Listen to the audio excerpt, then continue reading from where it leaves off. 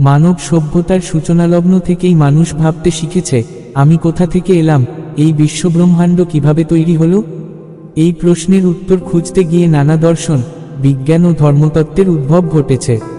সনাতন ধর্মে শিবকে শুধু ধ্বংসের দেবতা হিসেবে দেখা হয় না, তিনি হলেন মহাসৃষ্টিকর্তা, সময়ের অধিপতি, নৃত্যের মাধ্যমে বিশ্বচক্র চালিত করার শক্তি। শিবের সৃষ্টিতত্ত্বে শুধু ভৌত জগতের জন্ম নয়, বরং আধ্যাত্মিক সৃষ্টির ব্যাখ্যাও পাওয়া যায়। এই রচনায় শিবের সৃষ্টিতত্ত্ব বিশদভাবে আলোচিত হবে। শূন্য থেকে সৃষ্টির সূচনা। শিবকে বলা হয় অপরম্পর, যার কোনো শুরু বা শেষ নেই। সৃষ্টির পূর্বে মহাবিশ্ব ছিল নিঃশব্দ, নিরাকার এবং অন্ধকারে আচ্ছন্ন এক অসীম শূন্যতা। এই শূন্যতা ছিল না শূন্যই, বরং এটি ছিল পূর্ণ সম্ভাবনাময়, যেখানে মহাদেবের চেতনা চিদাকাশ বিরাজ করছিল। তিনি ছিলেন ধ্যানমগ্ন, অনর এবং নিরাকার, এমন একটি অবস্থা যা সময়, দিক ও মাধ্যাকর্ষণহীন। যখন মহাশক্তি সৃষ্টির প্রক্রিয়া শুরু করার সিদ্ধান্ত নিলেন, তখন তার ভেতর থেকে উদ্ভূত হল শক্তি, যা নারীরূপে পরিচিত এবং দেবী পার্বতী বা আদ্যাশক্তি হিসেবে পূজ্য। শিব ও শক্তির এই মিলন থেকেই সৃষ্টির প্রথম স্পন্দন সৃষ্টি হয়। সেই স্পন্দনকে প্রকাশ করার জন্য প্রথম জন্ম নেয় শব্দ, যা হল ওম। সনাতন মতে ওম হল সৃষ্টির মূলধ্বনি এবং সমগ্র মহাবিশ্ব এই এক ধ্বনির কম্পন থেকে জন্ম নিয়েছে। পঞ্চভূতের জন্ম। এই প্রাথমিক কম্পন থেকে প্রথমে জন্ম নেয় আকাশ, কারণ আকাশ ছাড়া আর কিছুই অস্তিত্ব লাভ করতে পারে না।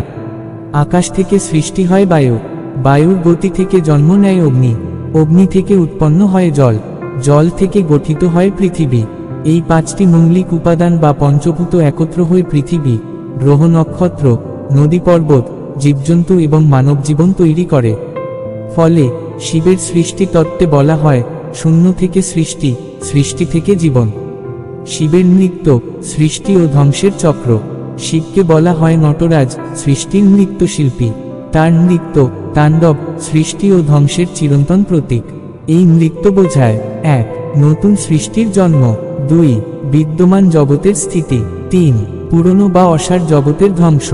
তাণ্ডবের ছন্দে মহাবিশ্বে চলমান প্রতিটি ক্রিয়া প্রতিক্রিয়া, শক্তি বিনিময় ও সময়ের প্রবাহ প্রতিফলিত হয়।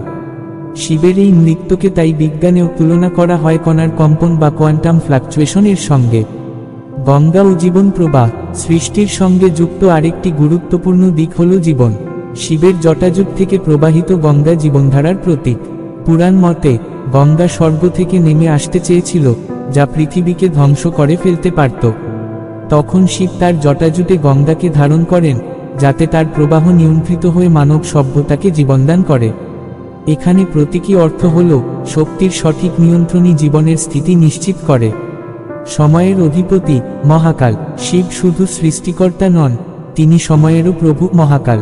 সময়কে কেউ থামাতে বা পরিবর্তন করতে পারে না, কারণ সময়ই সবকিছুর জন্ম, বৃদ্ধি ও মৃত্যু নির্ধারণ করে। শিব সময়কে ধারণ করেন, তার তৃতীয় নয়ন জ্ঞানের প্রতীক, যা অতীত, বর্তমান ও ভবিষ্যৎ দেখতে সক্ষম। এখানে একটি দার্শনিক ব্যাখ্যা রয়েছে, সময় যদি না থাকে, তবে সৃষ্টি ও ধ্বংস উভয়ই অর্থহীন। তাই শিবের সৃষ্টি তত্ত্ব সময়কে মূল উপাদান হিসেবে গ্রহণ করে।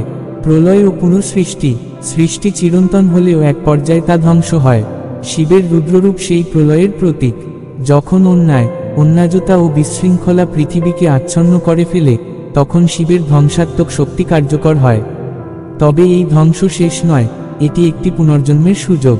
প্রলয়ের পর পৃথিবী আবার নতুনভাবে গড়ে ওঠে। এখানে স্পষ্ট বার্তা হল, ধ্বংস ভয়ঙ্কর নয়, বরং এটি একটি প্রাকৃতিক পরিবর্তন, যা নতুন সম্ভাবনার দ্বার খুলে দেয়। আধ্যাত্মিক তাৎপর্য। শিবের সৃষ্টি তত্ত্ব শুধুমাত্র পদার্থবিজ্ঞানের মতো বাহ্যিক সৃষ্টির ব্যাখ্যা নয়, বরং এটি মানুষের অন্তর্জগৎ নিয়েও কথা বলে। মানুষের মন ও আত্মার গভীরে একটি শূন্যতা বা নীরবতা আছে। ধ্যান, যোগ ও আধ্যাত্মিক চর্চার মাধ্যমে মানুষ সেই শূন্যতায় প্রবেশ করতে পারে এবং নিজের ভেতর নতুন চিন্তা, জ্ঞান ও শক্তি সৃষ্টি করতে পারে। শিব এখানে যোগের আদিগুরু। তিনি মানুষকে শেখান কিভাবে নিজের শক্তিকে জাগ্রত করতে হয় এবং সেই শক্তিকে ব্যবহার করে নিজেকে উন্নত করা যায়। এর মাধ্যমে বোঝা যায়, শিবের সৃষ্টি তত্ত্ব শুধু মহাবিশ্ব নয়, মানুষের আত্মসৃষ্টি সম্পর্কেও দিক নির্দেশনা দেয়। বৈজ্ঞানিক তুলনা। যদি বিজ্ঞানের বিগ ব্যাং তত্ত্বের সঙ্গে শিবের সৃষ্টি তত্ত্ব তুলনা করি, দেখা যায় উভয়ই এক প্রকার শূন্য অবস্থা বা সিঙ্গুলারিটি থেকে শুরু হয়। বিগ ব্যাংয়ে যেমন এক মুহূর্তে শক্তি ও পদার্থের বিস্ফোরণ ঘটে, শিবের সৃষ্টি তত্ত্বেও তেমন একটি শক্তি স্পন্দনের কথা বলা হয়েছে, যা ও শব্দে প্রকাশিত। পার্থক্য হল, বিজ্ঞানী শক্তিকে স্বয়ংক্রিয় প্রক্রিয়া হিসেবে দেখে, আর শিবতত্ত্ব তা সচেতন এক শক্তির নিয়ন্ত্রণে ঘটেছে বলে মেনে নেয়। উপসংহার: শিবের সৃষ্টি তত্ত্ব আমাদের একটি গভীর বার্তা দেয়, শূন্যতা কোনো অভাব নয়, বরং সম্ভাবনার আধার। মহাদেব শিব সেই নীরব, নিরাকার শক্তি, যিনি সৃষ্টিকে জন্ম দেন, ধ্বংস করেন এবং আবার পুনরায় সৃষ্টি করেন। এই চক্র অনন্তকাল ধরে চলছে এবং চলতে থাকবে। আধ্যাত্মিক দিক থেকে এটি মানুষকে শেখায় যে, ধ্বংসকে ভয় না পেয়ে তাকে নতুন শুরুর সুযোগ হিসেবে গ্রহণ করতে হবে। শিবের এই তত্ত্ব কেবল মহাবিশ্বের উৎস নয়,